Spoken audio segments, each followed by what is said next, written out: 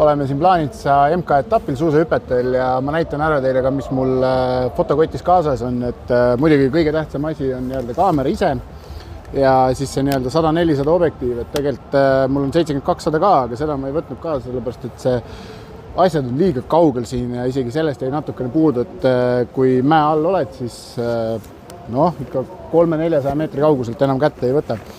Teine objektiiv, mis mul kaasas on tegelikult väga lihtne, 24-105, sellega ma teen enamik videointervjuusid ära.